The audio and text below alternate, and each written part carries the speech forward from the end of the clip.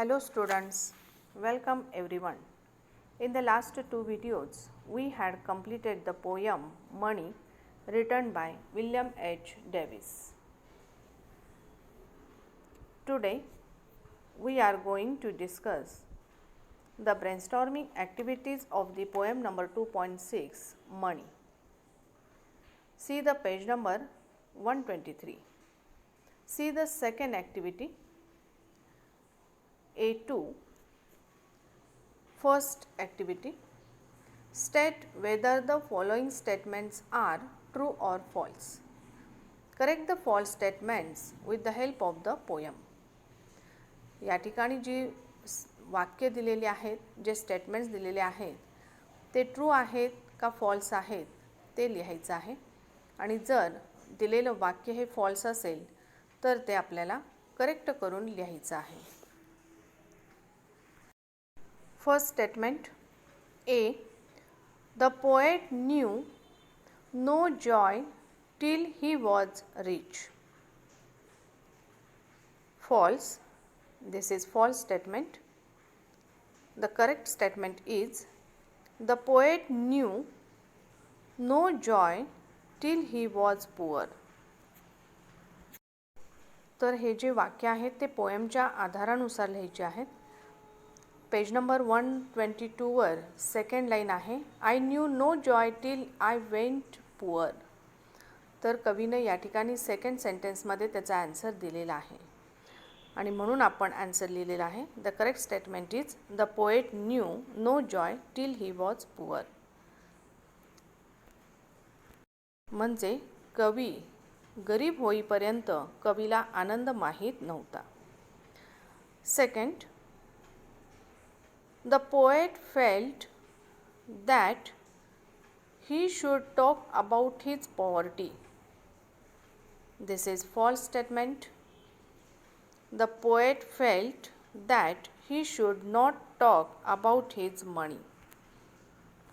Next statement C. When poet had money, he had many true friends. कवीकडे जोपर्यंत पैसा होता तोपर्यंत कवीकडे खरे मित्र होते. This is false statement. The correct statement is when poet had money he had many false friends. कवीकडे जोपर्यंत पैसा होता तोपर्यंत त्याच्याकडे खरे मित्र नव्हते. He had many false friends. Next statement D. When poet became poor, he had a few real friends. त्यावेळेस कवी गरीब बनला त्यावेळेस त्याच्याकडे कमी पण खरे मित्र होते. This is true statement. Next activity. Activity second activity. Write reasons for the following statements. या ठिकाणी जी वाक्य दिलेत त्याचे रिझन्स लिहायचे आहेत. A. Friends came knocking all day at the poet's door. Reason. When the poet was rich at that time he had many friends. म्हणजे जोपर्यंत कवीकडे पैसा होता तोपर्यंत सर्वजण कवीकडे येत असत, त्याचे मित्र त्याच्याकडे येत होते. They were always around and were friendly with him. But according to the poet they were knocking door or connected because of his wealth. म्हणजे जे कवीकडे येत होते ते फक्त त्याच्याकडे पैसा होता म्हणून येत होते. बिकॉज ऑफ हिज वेल्थ, त्याच्या संपत्तीसाठी येत होते. दोज वेआर फॉल्स फ्रेंड्स, ते त्याचे खरे मित्र नव्हते. Second statement. Poor man's wives hum like bees. See the reason. The poor men are satisfied in their life. They only think about their daily bread and butter. म्हणजे गरीब माणसांच्या पत्नी ह्या नेहमी गुणगुणत असतात. हम लाईक बीज, मधमाशांसारख्या त्या नेहमी गुणगुणत असतात. The poor men are satisfied in their life. They only think about their daily bread and butter. They do not accumulate wealth. ते कधीही संपत्ती जमा करत नाहीत. ते खूप सॅटिस्फाईड असतात गरीब लोक. Or think on protecting money. They do not accumulate wealth or think on protecting money. They and their wives are busy in their daily works and satisfied in their life. Next activity. Activity second. Third activity. Money makes the world go around. Money makes the world go round. Explain it in the light of the poet's experience. पैशाभोवती जग फिरते. हे विधान कवीचा अनुभव लक्षात घेऊन आपल्याला स्पष्ट करायचे आहे. See the answer. Money makes the world go around is truly said. असं म्हटलं जातं, खरं सत्य आहे. Every man needs money, but a few are satisfied. When the poet was rich, he had many friends. But they were false friends. He was unable to enjoy money. He had to safeguard it. But when he was poor, he could enjoy his life. कवीनं हे स्वतःच्या उदाहरणावरून एक्सपिरियन्सवरून सांगितलेले आहे. स्वतःच्या अनुभवावरून सांगितलेले आहे की ज्यावेळेस कवी श्रीमंत होता त्यावेळेस त्याला खूप मित्र होते, परंतु ते ट्रू फ्रेंड्स नव्हते. आणि त्यावेळेस कवी अनेबल टू एन्जॉय मनी म्हणजे कवी पैशाचा उपभोग घेऊ शकत नव्हता. Next sentence. Poor men need not go up so much as rich men should come down. Express your views regarding this statement. गरिबांनी श्रीमंत होण्यापेक्षा श्रीमंतांनी गरीब व्हावे हे बरे. या विधानाविषयी तुमची मते व्यक्त करा. तर याविषयी तुम्हाला काय वाटतं हे तुम्ही या ठिकाणी व्यक्त करायचं आहे. Express your views regarding this statement. Poor man always think about their daily bread and butter. गरीब लोक नेहमी त्यांच्या रोजच्या ब्रेड अँड बटर अर्निंगचा विचार करत असतात. They work hard, live simple life and are satisfied to in their lives. They don't think about unnecessary things. On the contrary, rich man's lifestyle is quite different from poor man.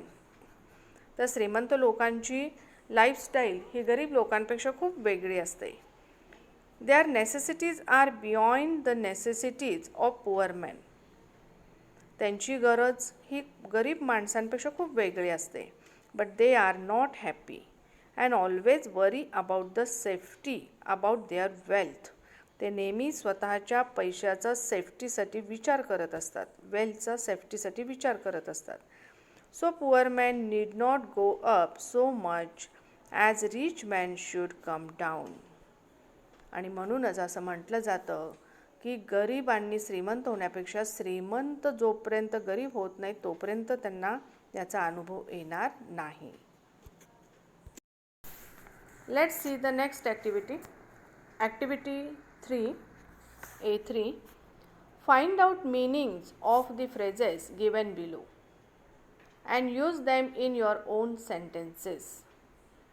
या ठिकाणी काही phrases दिलेले आहेत आणि त्या फ्रेजेसचा आपल्याला अर्थ शोधायचा आहे आणि वाक्यात उपयोग करायचा आहे. Be in the money means have a lot of money म्हणजे श्रीमंत होणे. टू बिकम रिच त्याचं सेंटेन्स बघा. I think he is in the money because he is purchasing costly things. Second, win lots of money. Hit a jackpot. Be lucky. अचानक नशिबाने आपल्याला पैसा मिळणे म्हणजेच जिंकणे. I hope this ticket will help me to win lots of money. Next phrase, number C, for my money. In exchange for, worth the amount. माझ्या पैशाचा मोबदला, म्हणजे आपल्या पैशाचा मोबदला. They are helping me for my money. Next phrase, D, money for old rope. Money that is easily earned or gotten, म्हणजे जो easily पैसा मिळालेला आहे. Money that is easily earned or gotten. Nowadays mask sellers are getting money for old rope. तर mask सेलरना सुद्धा सध्या easily पैसा मिळत आहे. Next, E, put one's money where one's mouth is. To take appropriate action to support what one has said. म्हणजे आपण जे बोलतो ते आपण करून दाखविले पाहिजे. My father promised he would put the money where his mouth is and purchase the gift of my choice. Next activity. Complete the crossword with the help of the clues from the poem. कवितेतील माहितीच्या सहाय्याने पुढील शब्दकोडे पूर्ण करा. या ठिकाणी एक crossword दिलेला आहे आणि ॲक्रॉस वर्ड्स आणि डाऊन वर्ड्स दिलेले आहेत. तर ते कवितेच्या आधारानुसार आपल्याला कंप्लीट करायचे आहेत. First across word, a brass musical instrument.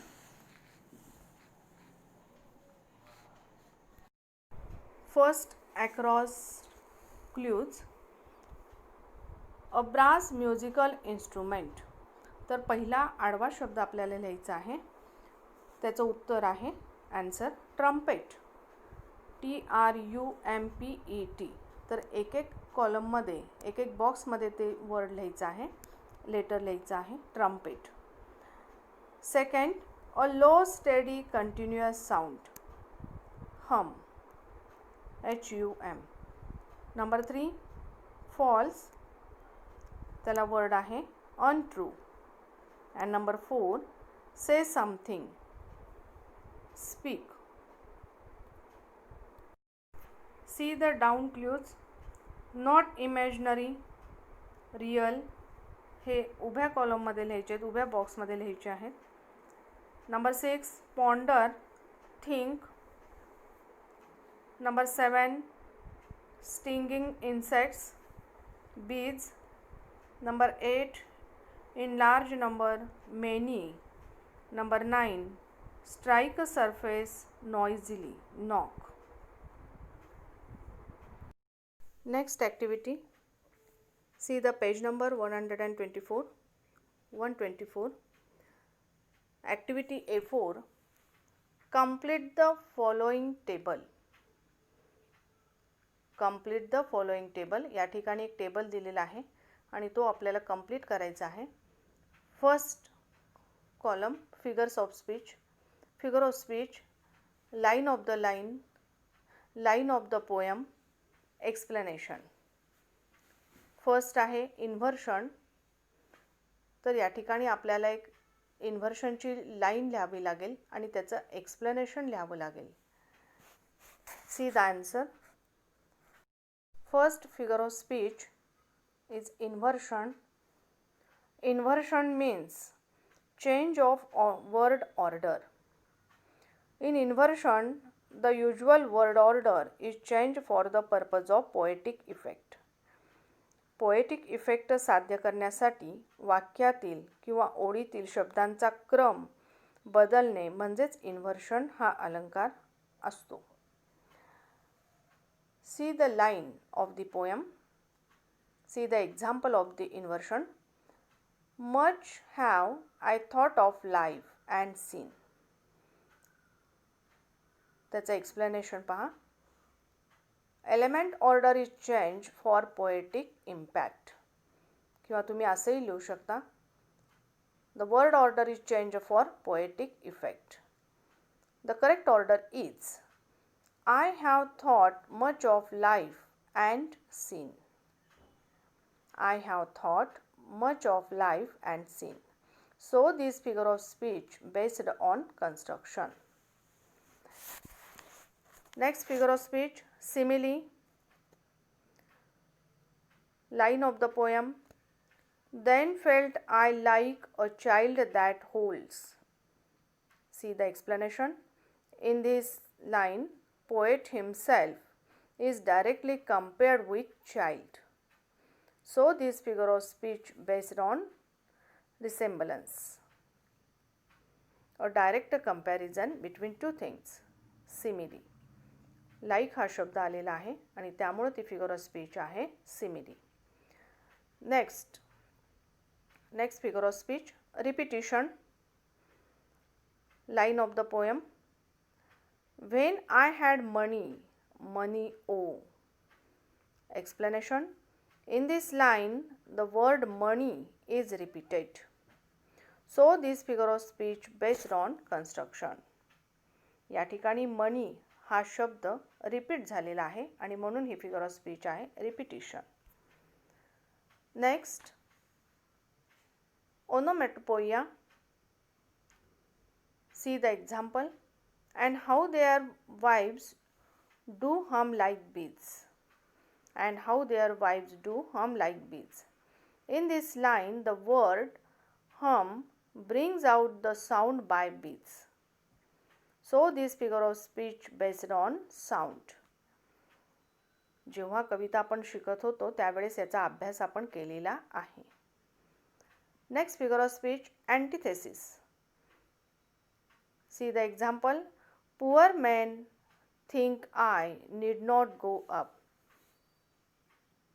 So much as rich man should come down. In these lines, two opposite words, poor men and rich men, are used. So, the figure of speech based on difference or contrast. Next activity, identify the rhyme scheme of all the stanzas of the poem. सर्व स्टांजाची rhyme scheme आपल्याला लिहायची आहे. Rhyme scheme means यमक अलंकार. Rhyme means similarity of sounds at the end of words or lines of poetry. Words with similar sounds at the end are called rhyming words. The composition of rhyming pattern of a poem is called the rhyme scheme. Rhyme scheme तयार करताना कवितेच्या प्रत्येक ओळीतील शेवटच्या शब्दांचा शेवटचा उच्चार विचारात घ्यावा. पहिल्या ओळीच्या शेवटच्या शब्दाचा जो कोणता उच्चार असेल त्यास ए असं लेटर द्यावे. दुसऱ्या ओळीच्या शेवटच्या शब्दाचा उच्चार जर पहिल्या ओळीच्या शेवटच्या शब्दासारखाच असेल तर पुन्हा एकदा ए त्याला लेटर द्यावं आणि जर उच्चार वेगळा असेल तर बी द्यायचं आहे. See the first stanza. The rhyme scheme of the first stanza is A, B, C, B. Second stanza, same rhyme scheme, A, B, C, B. Third stanza, A, B, C, B. Fourth stanza, A, B, C, B. Fifth stanza, A, B, A, B. Next activity, activity A4. Third activity, compose a short poem on friendship. Friendship यावर एक आपल्याला short poem तयार करायची आहे. See the answer. Our friendship is true like the shining sun. Our friendship is true like the shining sun. Our bodies are two but the soul is one. अशा टाईपची कोणतीही सोपी पोएम तुम्ही या ठिकाणी फ्रेंडशिपवर लिहू शकताय. You can compose your own poem. Students, here we have completed brainstorming activities A2, A3 and A4. Students, read and listen the brainstorming activities carefully. Okay, thank you.